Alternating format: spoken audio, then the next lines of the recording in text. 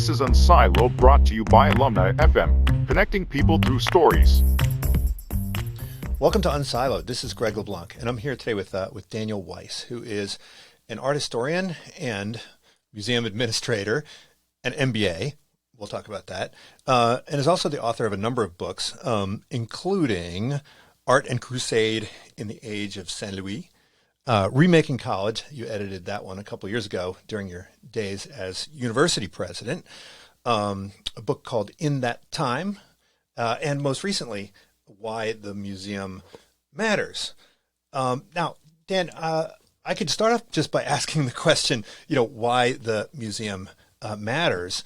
But I think the answer to that question is probably going to be particular to the United States, because the United States has a tradition of the museum that I don't know whether it's a new departure or whether it's kind of a purification or a variation on this long history of museums. But I guess the place to start would be to ask the question, what exactly is a museum, right? I mean, because it seems like the kind of museum you're talking about is this sort of Enlightenment project of the Universalist art museum, right? But there's lots of other things that we now consider museums, right? We have science museums, we have history museums, right? Sports museums, right? And so I guess, we're probably going to talk more narrowly about the kind of art museum that the Metropolitan Museum of Art is. But what exactly is a museum, and how does it differ from an educational institution? It's a great question, Greg, and it's not obvious actually upon reflection what the answer is. And before I turn to that specific question, I would say one of the reasons I wrote the book is I was interested in two aspects of the larger question. What is it about museums that matter to people across time and culture? In fact, the museum business has been around a long time in various iterations and in almost everywhere. And then more specifically, to your point earlier, museums in America mean something actually quite distinctive. The American version of museums, particularly art museums, which I know best, are quite distinctive in all kinds of ways that make them different from other kinds of museums. But to your larger question, museums are places where materials, I'd say cultural materials, but it can be broadly read, it can be scientific materials or sports objects, where we use objects to help us to understand our own history, our own experience, and to connect us to ideas. And that can be in any number of ways. For those of you who have been to Athens, for example, and gone to the Acropolis, is the Acropolis a museum? It's a monument filled with works of art that are very carefully curated, that tell a story, that preserve a certain cultural moment, and I would argue they are an early version of what museums are intended to do. So there are lots of ways for museums to exist. The Hall of Fame, the Basketball Hall of Fame in Springfield, Massachusetts, is a certain kind of museum, and the Parthenon is a different kind. But in all cases, it has to do with gathering together objects that we use to help us understand our own experience, who we are, where we come from, what matters to us. Now, the early days of the museum, and I don't know whether it would be fair to say that Nebuchadnezzar was the founder of the museum project, or would it be Gaius Asinius Pollio, who I didn't know about? But it seems like those museums were performing some kind of national project, right, where it was either exhibiting the spoils of war, or trying to convey a sense of power and magnificence, right? I mean, that seemed to be, and even when we fast forward to the Louvre, I mean, it seems like this was a project that was in part designed to glorify the French nation, and it had a very powerful political mission, right? Well, to be sure, every museum also is telling its own story. When you show up in front of the Metropolitan Museum of Art in New York on Fifth Avenue, it's a magnificent building. And there's no question the people who designed that had an idea about their own identity they were trying to project, which is a little bit like what the Louvre was doing and the Parthenon is doing, and that people don't change that much with that in mind. So there's no question they are intending to promulgate something very specific about who they are and what this museum represents. So I think that's an important observation. Well, when we look at a museum like the Met, you talk a little bit about the history of the Met. You talk about John Jay, who was a different John Jay, but the other folks who did this, what were they? I mean, was it really about how they wanted to define themselves as as donors, or how they wanted to sort of articulate a vision for American democracy? Yeah, so every museum has its own origin story, and the Mets one is really interesting because it ties in quite closely to the ways in which this country was shaping its own identity more broadly. John Jay, the grandson of the first Supreme Court uh, Chief Justice, and a very important figure in his own right, who was a leader in New York City. He was in Paris with a group of other New York leaders, bankers, lawyers, people like that. They ran the city. And they got this idea after spending some time at the Louvre that great cities have great museums. And at that time, and this was in the 1860s, New York City in the 1860s was a mixed bag. It was increasingly successful financially. It was industrially important. It was becoming a center of commerce in the world, but it was generally a pretty unpleasant place to live, and it didn't have any real culture. And so their idea was, if we want to be a great city, like London and Paris and Vienna and what have you, we need to have museums. So they got this idea that they would come back to New York and they would build not just a museum, they would build the Louvre, a museum, one of the greatest museums in the world. And what makes that so interesting is they actually had no art. It was just audacious, the idea that they would create a museum out of whole cloth, whereas the Louvre had been under development by kings and queens of France and others for 1,000 years. So, but the foundational idea was to do something that glorifies the city of New York, that celebrates the democratic ideals of this still new country, and that engages the public in a civic way to have opportunities to learn and grow by seeing art. And of course, if you think about in the 1860s, the average working person, they're not seeing art anywhere. There is no art in their lives, only if they were to come to a museum. So that was a really bold concept, that it would be really a great democratizing civic gesture they were building. So how important is it that, I mean, accessibility seems to be something that we talk about quite a bit. And I think, well, actually this goes back to Cicero, right? Where he said that the Romans, they're not a big fan of private, what is it? I forget the phrase. What is it? I have it written down here somewhere, right? They in the public sphere, not the private sphere, some version of that. He said it more eloquently, but that was his job. Yeah, but I mean, there have been private art collections. I mean, even to this day, right? There are private art collections, and there are certain collectors that don't share their art with the public. And in fact, there's a lot of art probably sitting in vaults outside of Geneva Airport, right? But the idea is to make it so that anybody can access it. And I think until fairly recently at the Met, there wasn't even an admission charge to get into the halls of the Met, right? Well, it was pay as you wish. So that is people could pay anything they wished to pay, but they were supposed to pay something. So I think that there were conflicting objectives in the founding of this museum. On the one hand, they wanted working people to come to the museum to see the collections, but they weren't willing to be open on Sundays, the only day these people had off, because that was the day that they were supposed to give over to their faith. And so there were all these debates on whether or not there should be an admissions charge. How do you facilitate access? Interestingly, it was part of the core principle of the museum at the beginning, that it was to be a place for everybody. But they didn't go out of their way to make it easy for people to use the museum. There was, for example, no good signage outside the museum for many, many years. So if you didn't know what building it was, then you wouldn't necessarily know how to find it or get inside. We've done better in recent years, but that was, in theory, an objective right from the start, but it wasn't always executed perfectly.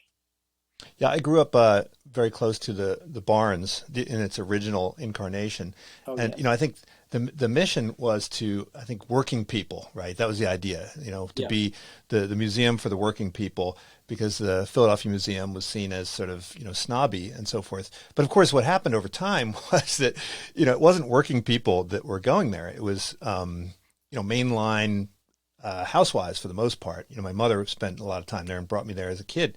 Yeah.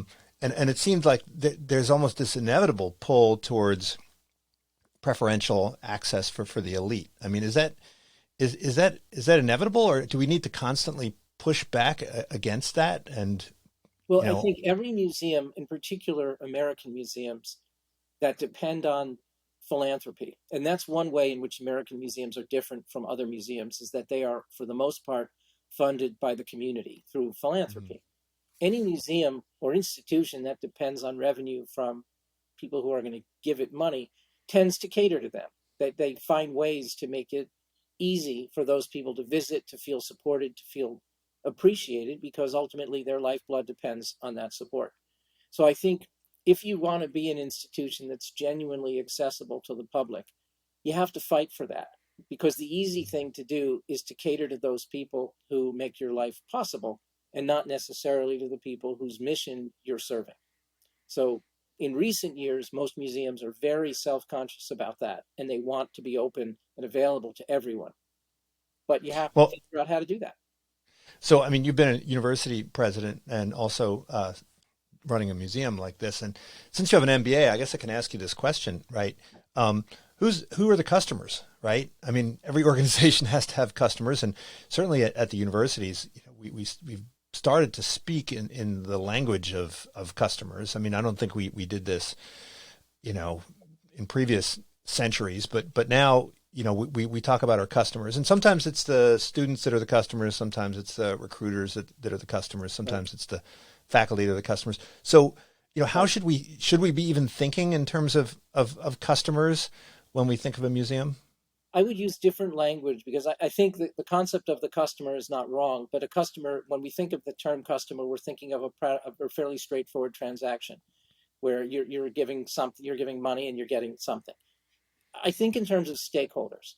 And a museum like ours, any museum, has a variety of stakeholders. There is the public, the people you want to come and see your collections and appreciate them. They may pay admission fees or they may not. It depends on the policy of the particular museum. There is the city government. Almost every museum has some relationship with the city it inhabits that is complicated. In our case, the Metropolitan Museum of Art, the actual building is owned by the city government. They don't own the collection and they don't oversee it, but they own the building. So we have had a partnership with the city for a long time. There are other stakeholders in the community. There are experts who study the materials in your museum. They're a different constituency than say the general public. There are philanthropists, the people who support us financially, and there are many kinds of those. There are people who gives us tens of millions of dollars, and there are people who give us hundreds of dollars. And all of those gifts matter to our well-being. So when I think about mission-driven institutions, which is a category I would use for universities, hospitals, museums, places like that are nonprofit, we have many different stakeholders as opposed to say customers, and we have to think about how to engage each of them in the right way. Well, I mean, I think one of the dangers of thinking in terms of customers is that, you know, we like to say the customer is always right. And, you know, with these kinds of institutions, you know, that's potentially dangerous. So, you know, you talk a lot in the book about some of the challenges that museums are facing right now, including pressure to become more accessible and more contemporarily relevant, and to think about the impact that it makes on the community. Are these things necessarily in conflict? I mean, to be accessible, does that mean that you have to kind of please the crowd and provide the crowd with what they want? You know, you talk in the book about some of the blockbuster exhibitions, and I remember going to see King Tut when I was a kid. Right? You know, that was a Yeah. fantastic exhibit. But it seems like, you know, museums are spending more and more time focusing on things like, you know, fashion and things that might appeal to a wider audience. Is there a danger in doing that? Is that a necessarily a complementary, you know, piece of any modern museum now? I think that the art to doing that well is to holding different things in balance. There are a series of fundamental tensions that go into running a museum that need all to be managed in ways that you're able to realize your mission in the real world in the moment you're in. And so that means, in part, if you want to be an accessible institution, for example, and we do, most museums would say, absolutely, that's what we're here for. We want to be accessible. You need to find a way to meet people where they are. If all we were to do is to say we're having a series of very scholarly exhibitions on materials that most people don't know anything about, we're not really fulfilling our mission. We want to make sure that people who don't know a lot about art, but who might find that the world of art is inspiring to them and enriches their lives, we want to meet them where they are so they come. And that's a complicated set of strategic questions. How do you do that? One end of the continuum is you pander to them. You give them whatever you think is going to get them to show up. At the other end of the continuum is you kind of lecture at them to show them, like in school, that we're going to show you what you need to know. The right answer is in between. If you're only ever giving people what they want, what they think they want, you're not likely teaching them very much. That's more like entertainment than what museums do. We certainly are in the business of giving people joyful experiences, but we also want them to have intellectually enriching experiences, to grow, to learn, to discover. And to do that, you have to give them opportunities to learn new things. So the art of doing museum work thoughtfully is reaching out to people in ways that invites them in, that is not threatening or intimidating to them, but allows them also at the same time to learn new things. And the best programmers, the best curators and educational people know how to do that really well. Well, that means also, presumably, there's going to be some element of discomfort, some element of challenge, right? Some things about the exhibits. I mean, there's been all sorts of controversies in the last couple of years about exhibits, and I'm thinking of Philip Guston and others, to where the exhibits have been pulled out of concern that they may make some people uncomfortable, that they may be misunderstood. Is there a better way to deal with the possibility of being misunderstood? I mean, does that sort of speak to the failure of museum directors and executives with respect to how they can communicate with the public? Do we need to do a better job of communicating to the public? Well, I think communicating is one of those skills that you can never get perfect. It's difficult to communicate any message to a very large audience because people are listening in different ways and they have different points of view. And in a world where paradoxically we have an infinite number of ways to communicate with people, it's hard to reach them because there's so much noise. So it's not always obvious how you communicate effectively. I think the role of museums is to present material, ideas, content in ways that engages people in meaningful learning experiences that sometimes might offend them. And there's nothing wrong with that. I talk a lot about that in the book. I think if our objective is to present programs only that everybody likes and nobody ever finds challenging, we're not likely to teach them very much and we're not likely to go very far. So we need to be thoughtful about how we make clear the agreement we hope to have with our visitors. You're welcome to come. We want you to experience this. We hope that you'll learn. And it's perfectly okay if you don't like something. You can turn and walk away, or you can write a letter to us, or you can publish your own article. There are lots of ways to express your concern. But when museums are preoccupied with not challenging anybody, the odds are that they're not doing meaningful work. Well, there's some people would critique museums for having what we might think of as a preservationist impulse, right? Where anything that's old is worthy of preservation. I mean, is that part of the job of the museum, to be sort of a temple to the past to some degree? Well, all museums are repositories of something, whether you're the Basketball Hall of Fame in Springfield, Massachusetts, or the Metropolitan Museum of Art, that the museum concept is indelibly linked to the idea that objects are being collected, curated, preserved, exhibited, studied. That's what we do. And so the question is, what should we collect? What constitutes meaningful material that should go into our care? Museums take very seriously any object that they do accession, which is the technical term for something that they officially collect, that they need to take care of it and conserve it and make sure that it lasts forever. So if we're collecting, say, textiles, say clothing from the 18th century or older, we need to have very high levels of expertise to keep them fabrics from deteriorating.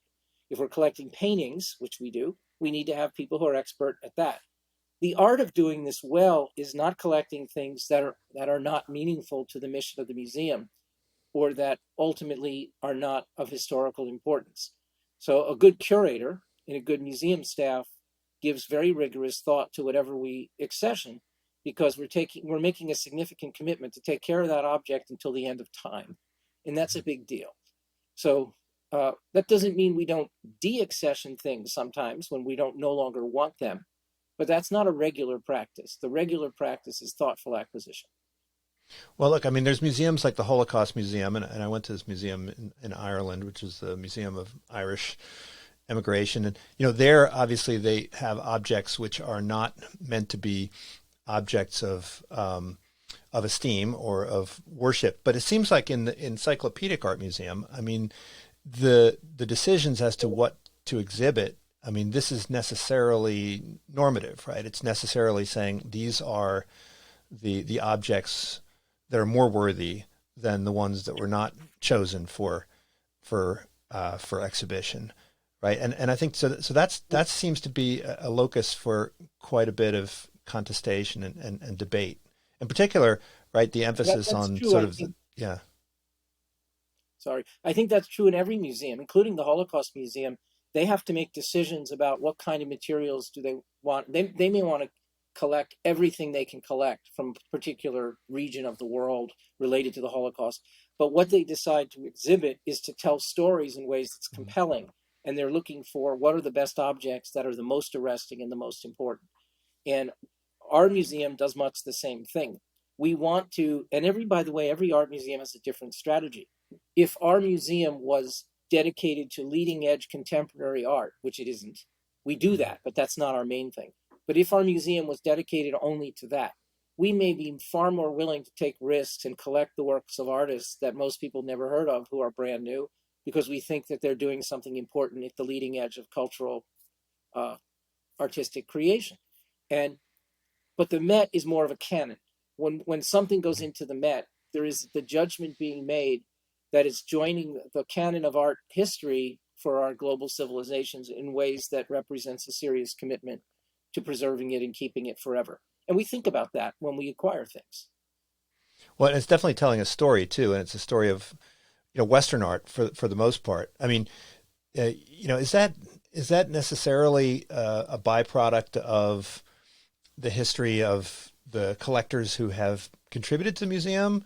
Is it necessarily a function of our ability to access these items, or is that an historical artifact that we need to rethink? I mean, is it possible to have a museum that represents the cultural traditions of the entire globe in some representative way? Well, that's a great question. I think what any museum has, I'll answer the first question first, then talk about the larger strategy, is always a combination of what they would like to have to fulfill their mission and what they can get. And we would all like to have lots of examples of the paintings of Leonardo da Vinci, but there are only 14 of them in the world and they're all spoken for. So we're not going to get one. That's not how it works.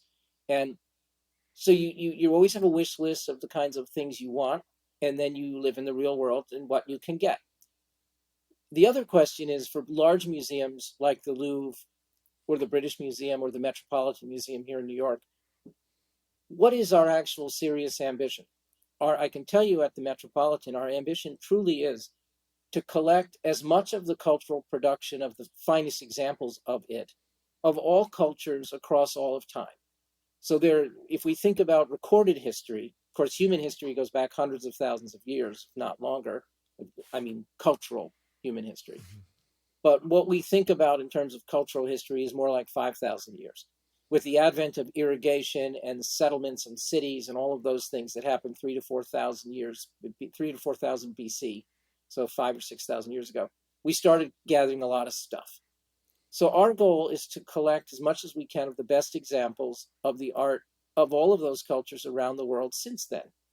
Of course, when you think about that in a serious way, and we're the most successful museum of its kind in that way in the world, almost all of those cultures are not represented here.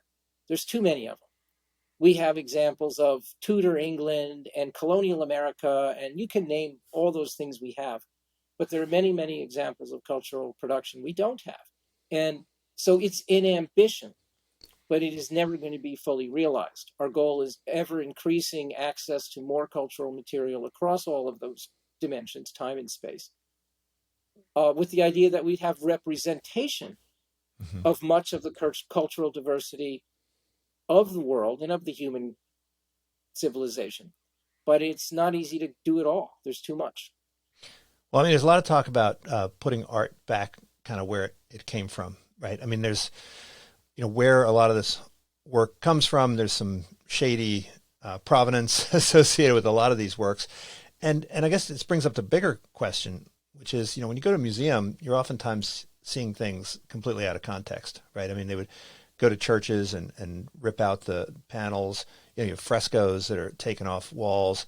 And, this, as an historian, I would prefer to see all of this stuff in its original setting, in its original context.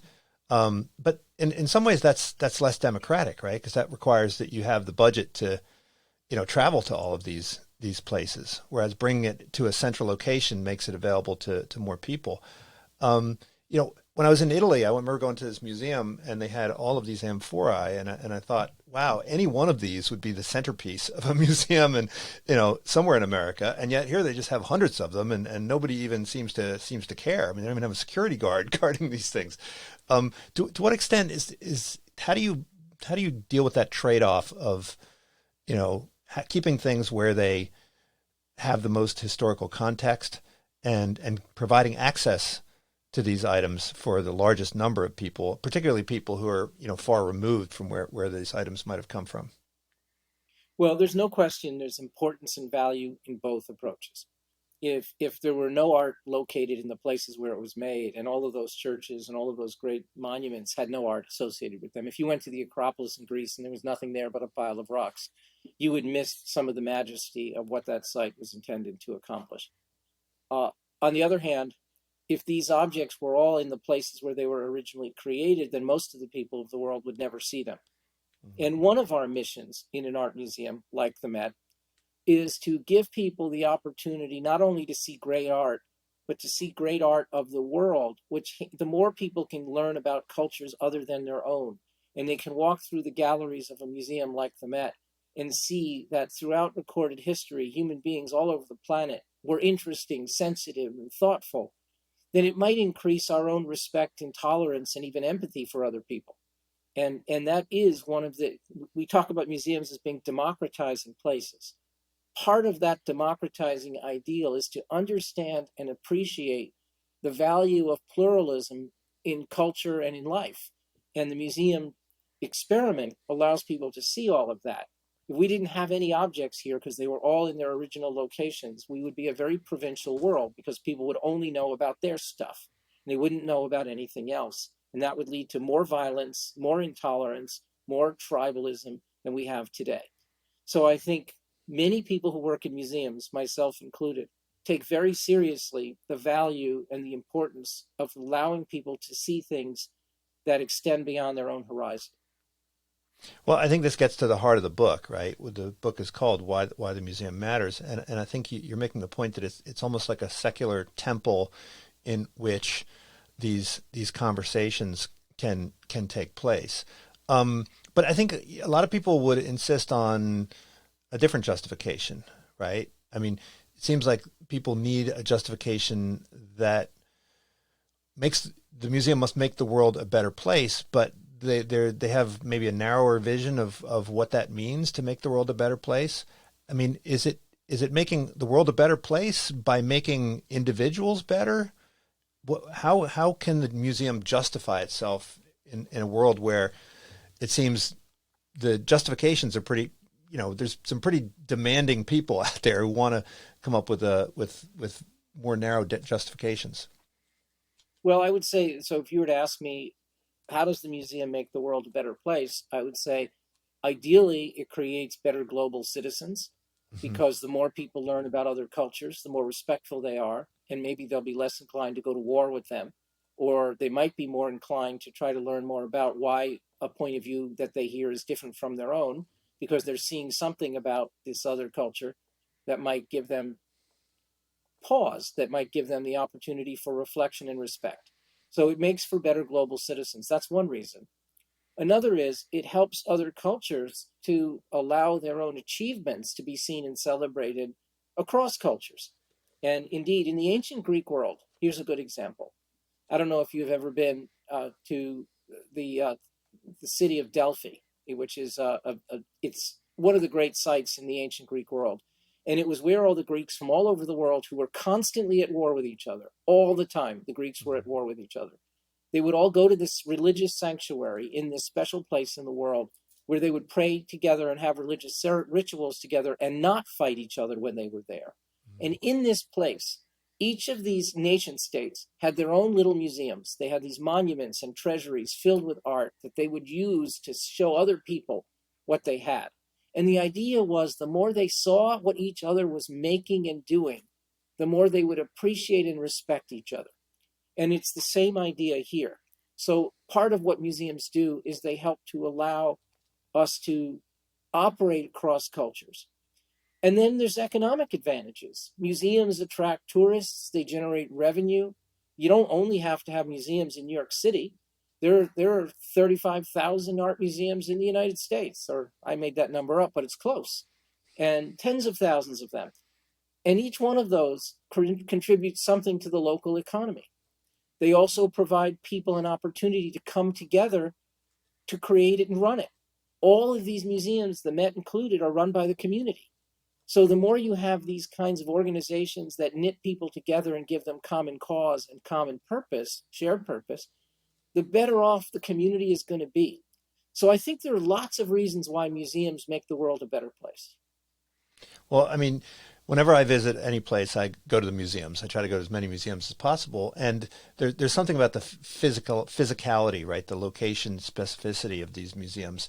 But, you know, in today's world, should we think more broadly? I mean, is it necessary that there be a physical temple that one visits? I mean, certainly at the university, you know, we're starting to think that the physical location of the university is kind of less important, and that we may be able to carry on our educational mission in ways that are divorced from specific a physical classroom.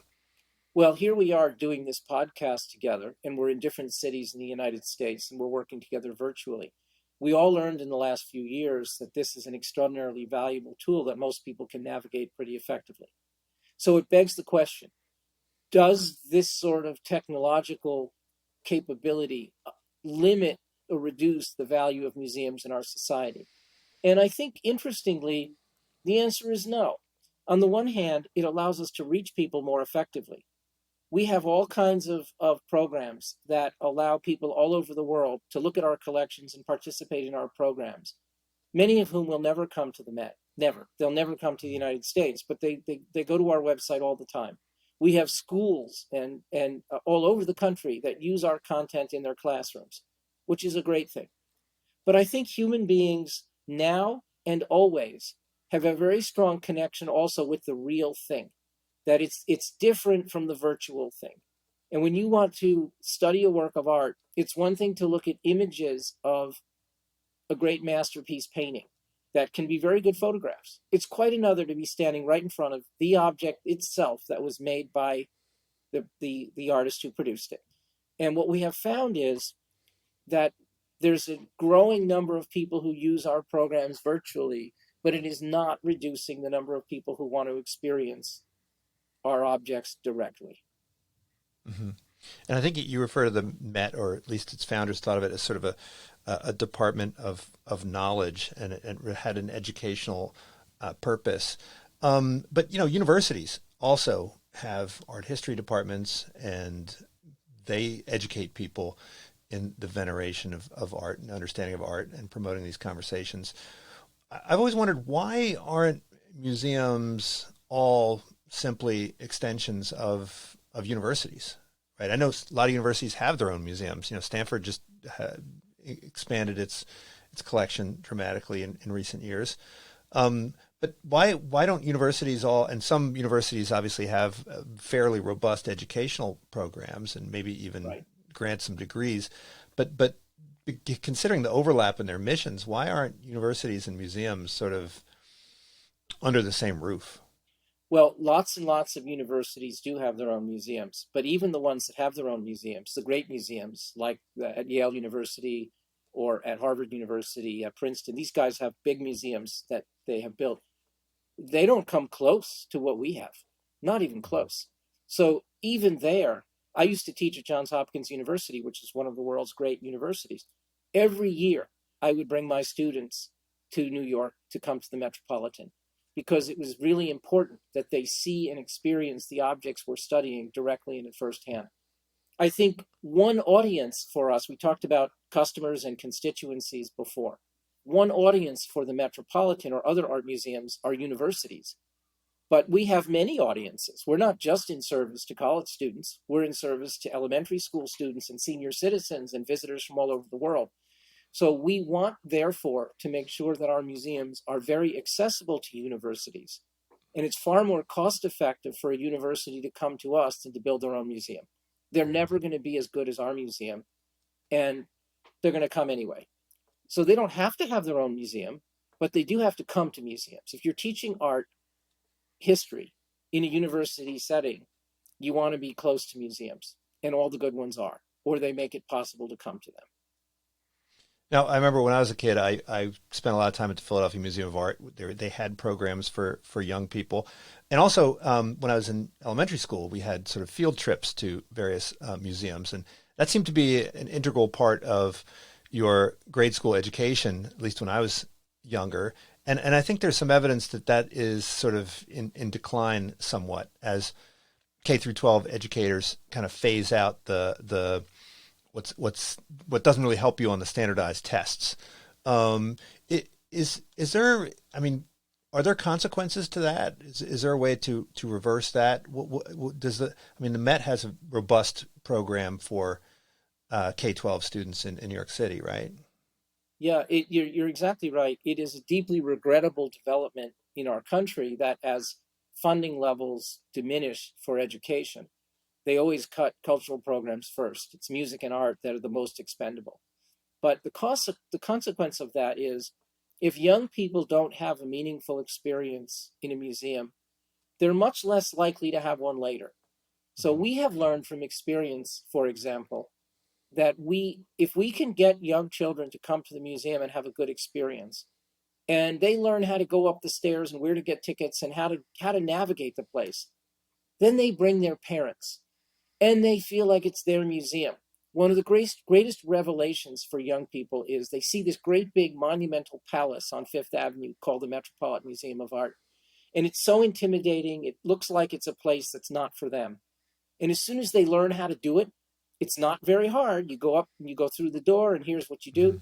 Then they can make it a practice to come for the rest of their lives. And it becomes their museum.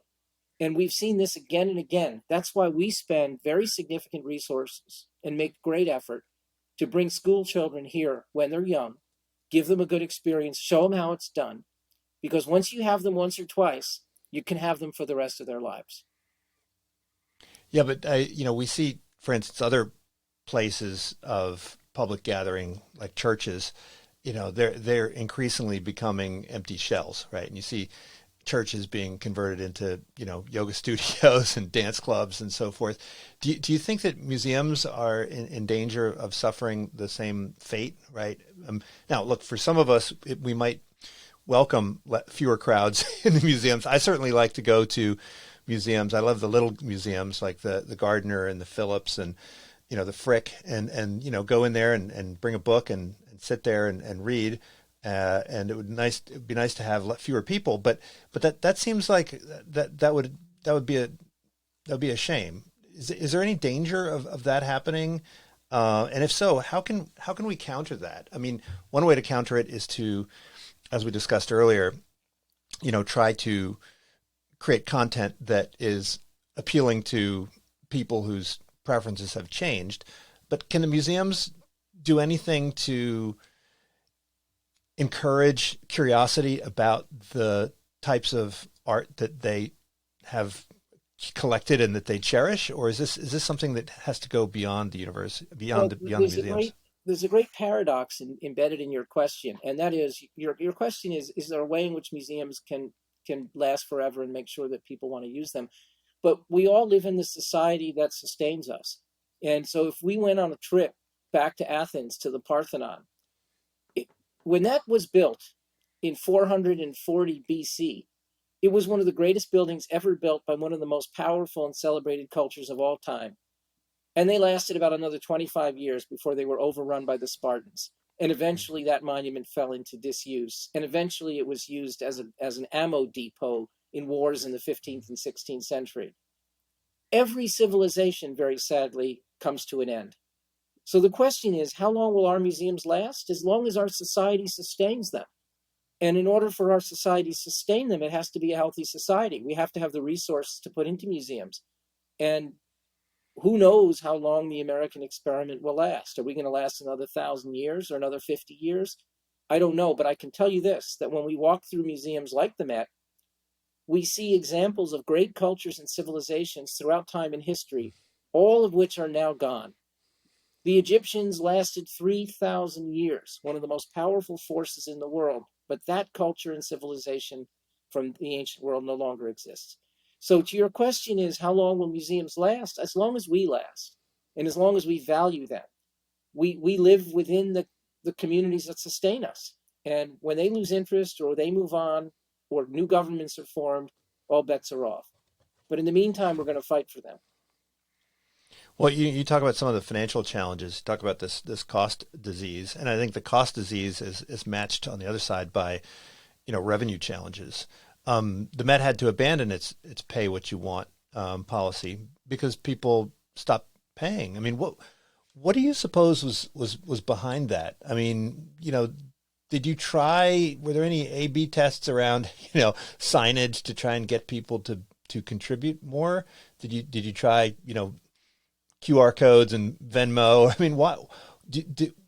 I'd be curious to know what you guys discovered when you dug into why the contributions were going down. We didn't really figure out exactly why people were paying less. The issue you're describing is over a 10-year period, we studied it, and the amount people were paying declined dramatically than from what they had before.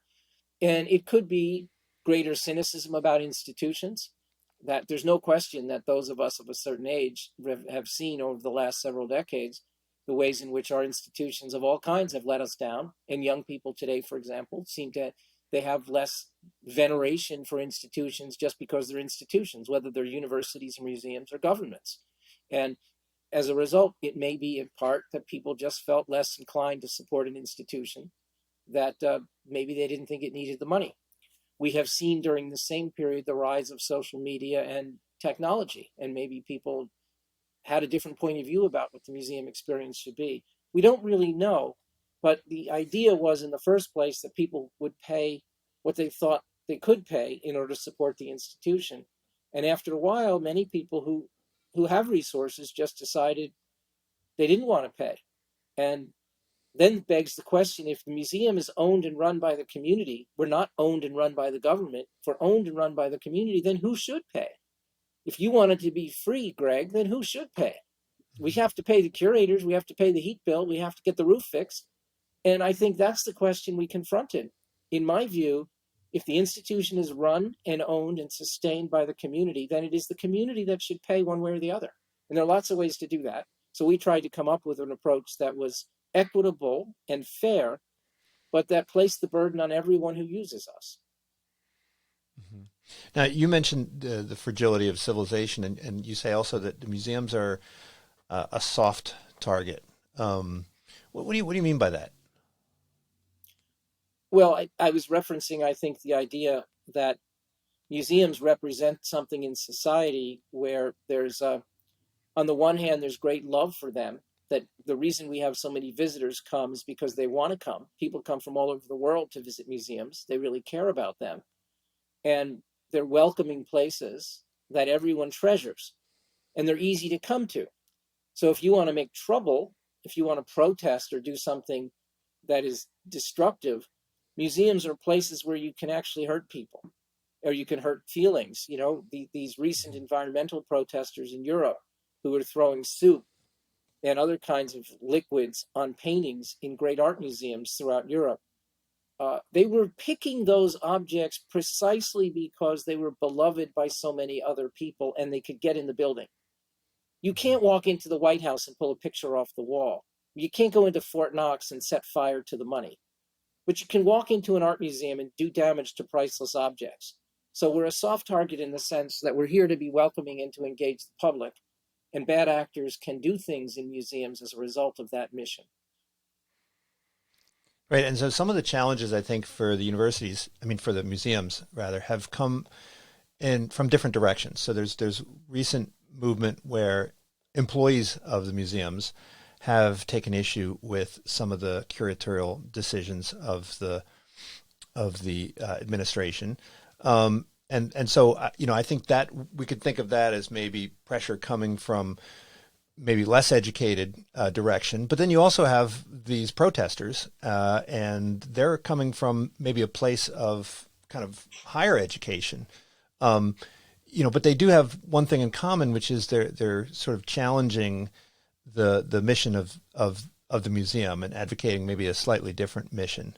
Do you think you have to address those separate challenges differently? I mean, if the employees of the museum itself are unhappy with the museum's decisions, I mean that it seems like a failure of articulation of the mission to some degree, right? Well, it depends on what they're upset about. If the museum is, among other things, a workplace. So if the staff are not happy with certain aspects of the workplace, those are the kind of problems that any organization that hires Yeah. people has to deal with.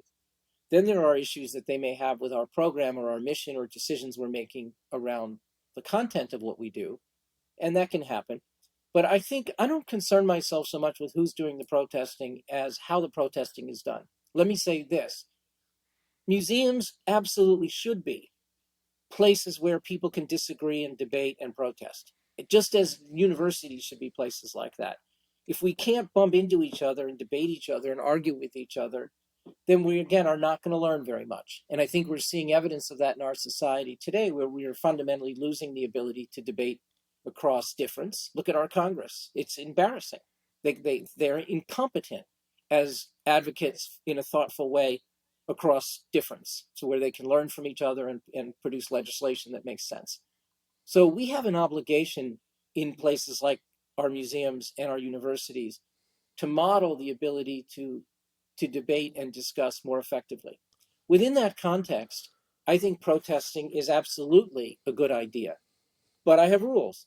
If you want to have a protest about something we're doing, you don't have the right to disrupt the experience of other people. You don't have the right to damage the institution. So there are various ways we let people or allow them to do it if whatever they want in the way of protesting, as long as they're not damaging the art, diminishing the institution, or impeding the rights of others. And their ideas have every right to be heard in those contexts. And I think we should celebrate that. Well, you referenced Jonathan Rauch in the book, and he has this idea of the constitution of knowledge, and he references universities and journalists. He doesn't reference museums. I mean, should we think of museums as an extension of that constitution of knowledge, as places where a certain type of knowledge, aesthetic knowledge, is promulgated? Absolutely. When you think about the number of places in our society where people can come together genuinely to learn from each other and to debate, museums are among the most important. Universities are too, but universities aren't there for everybody. They're there for the students and the faculty. Museums are there for everybody, whether it's a science museum or an art museum. So I think the idea that we are public forums dedicated to the advancement of knowledge and discovery. We may not be building rocket ships, but we're advancing knowledge. And the same methodologies that we bring to testing ideas, debating them, disagreeing with each other, examining evidence, obtains in the humanities as it does in the sciences. And museums should be places where those ideas are taken seriously. Now, you talked about when you first saw the IMP pyramid at the Louvre, that it was a little bit disturbing to you, right? But now you appreciate it because it makes access to the museum much easier for a larger number of people. What do museums today have to do to provide greater accessibility? It's presumably not as much a question of architecture and more a question of delivery, right? I mean, what do museums need to do to reach a broader audience? Well, I think it's many things. If we genuinely want to be a place that everyone feels comfortable to visit if they'd like, we have to make sure, in the first instance, physically it's easy to get in the building. And and there are people who have mobility issues. It's a real thing. You have to be able to get in the building. And many buildings that were constructed years ago don't have those kinds of accommodations. And I'll give you an example. Earlier in my career, when I became the dean of the School of Arts and Sciences at Johns Hopkins, I wanted to make my campus more accessible. And it was a place filled with steps and all kinds of things. And I thought, so maybe we'll spend $1 million to try to make everything more accessible. And we had a consultant come, and they came back with a bill of $50 million to make every building accessible in the ways it should. So that sort of thing, you have to take that seriously. So one issue is physical accessibility. But I think more important is what you said. You have to signal to people that they're welcome, and you have to put programs together that they can understand and appreciate. That doesn't mean dumbing anything down at all, but you might be bringing people into the museum who don't know anything about art, who wish to learn. So we can have thoughtful programs that are exciting and whatever that engage them. If you don't have content they can connect to, they ain't coming back. So I think it's doing both of those things well and being mindful of who it is that we're here to serve. Now, one last point that you make in the book is the challenge faced by, say, unpalatable donors, right? So, and this goes back a long way. I mean, look, Napoleon was kind of unpalatable in his own way, and now we've got Sacklers and we've got others who, engage in behaviors that we don't approve of, and then we've got companies, right? So Philip Morris, I think, was a benefactor of the arts for many years, and and folks don't do this without at least some partial aim to bolster their reputation. And in some ways, the universities, I mean, the museums, I keep saying universities because there's so many similarities here, right? There are. But the museums are sort of selling this legitimacy to some degree when they take money from these donors. How should we, how should we think about that? I mean, the people that we built statues to 100 years ago are no longer worthy of our respect. And the people who donate money are, no longer worthy of our respect. So how should we, do we tear down those statues? Do we rip down their names off the buildings? I think that it's an important question. Institutions that depend on the support of the public for that to exist, like most museums in this country and many universities too, I don't think we should be in the business of rigorous social acceptability criteria that Greg LeBlanc wants to give us $1 million, and I don't know, let's not take his money because I think he was up to something we didn't like. That's not our business. Our business is to fund our mission. And that means that we want to gather the resources we can to deliver the value and the mission that we're supposed to deliver. There are, however, exceptions. There's no question there are donors we would not take money from. If a neo-Nazi group wanted to give us money to have a named gallery, the Neo-Nazi Gallery of American Painting, we would not take that money. We all can acknowledge, all of us, that there are people we wouldn't take money from, no matter what our institution is, or most of us can agree. So the question is, where do you draw the line? Do you draw the line at an investor who invests in tobacco stocks? Do we draw it at somebody who's a gun runner? Do you do it for somebody who... And I think the issue and I argue this in the book, each institution lives within its own set of circumstances. And therefore, each institution has to figure out where to draw the line.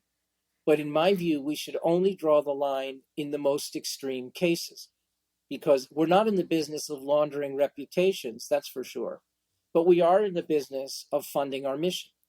And if somebody I don't like particularly well wants to give us money in order to do something that's important, I'm perfectly willing to take that money as long as it doesn't diminish the institution, even if I'm not a big fan of the guy. So that's there are places, no question. We all know where that line should be drawn. And we work that through. That's what our trustees are here to help us to do. We use shared governance to discuss those issues and debate them.